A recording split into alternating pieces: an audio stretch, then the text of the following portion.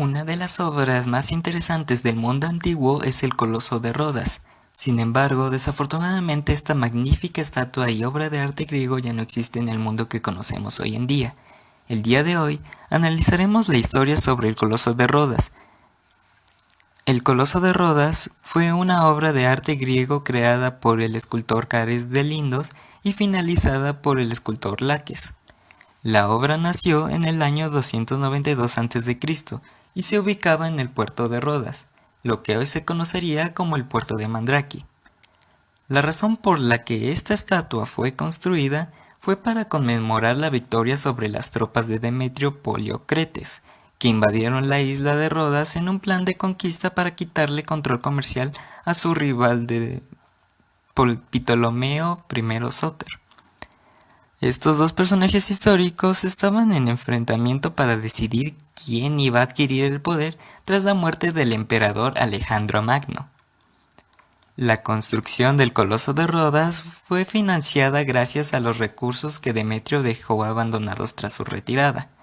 La obra originalmente iba a tener alrededor de 15 metros de altura, pero se le pidió a Cares que duplicara el tamaño de la estatua, haciendo que Cares de Lindos tuviera problemas con los presupuestos y la adquisición del material, por lo que terminaría suicidándose, pasando el proyecto a manos del escultor Laques, quien finalizó la obra, teniendo una altura de 32 metros, sumando la base donde estaba posada. El Coloso de Rodas llegó a tener una altura total de 49 metros aproximadamente. Esto según datan los escritos de Estrabón y Plinio el Viejo. La apariencia del Coloso de Rodas estaba inspirada en el dios del sol Helios, deidad que era adorada en Rodas. La estatua fue construida con placas de bronce y hierro sobre un armazón de madera. Entre los elementos de la estatua se encontraba el dios Helios sosteniendo una antorcha o cáliz encendido que, según se cuenta, servía como faro. También en varias representaciones artísticas se percibe que la estatua lleva consigo un arco, pero esto no está totalmente confirmado. El final del Coloso de Rodas se dio a causa de un terremoto que debilitó la estructura de la obra, por lo que terminó destruida. La razón por la cual esta no fue reconstruida fue porque el terremoto le fue atribuido al dios Helios, quien según el oráculo de Rodas envió el terremoto para destruir la estatua, ya que éste la consideró una ofensa hacia él más que un tributo.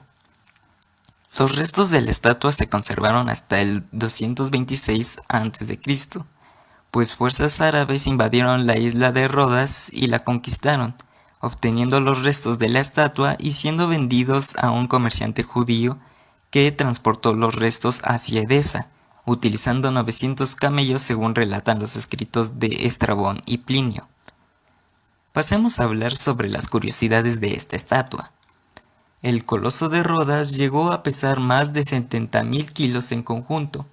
La construcción de esta obra tardó cerca de 12 años en ser finalizada completamente. El Coloso de Rodas también aparece en la lista de las 7 maravillas del mundo antiguo.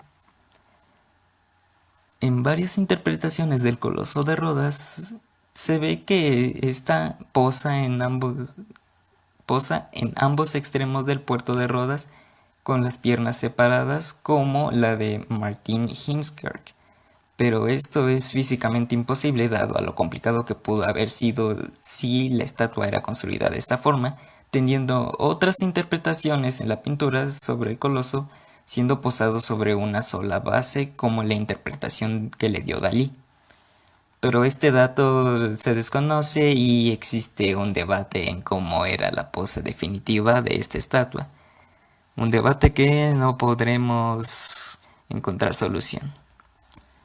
Como última curiosidad, el Coloso de Rodas ha hecho presencia incluso en el mundo de los videojuegos, concretamente en la segunda entrega de la saga de videojuegos de God of War del estudio Santa Mónica, siendo esta estatua un jefe enemigo dentro del juego y el jefe inicial de la aventura, en donde el coloso es animado a manos de Zeus para que éste se enfrente con el protagonista de la saga.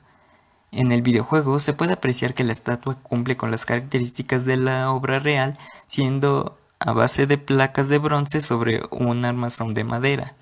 Otra curiosidad en este videojuego es que la pose de la estatua está en ambos extremos del puerto de la isla de Rodas.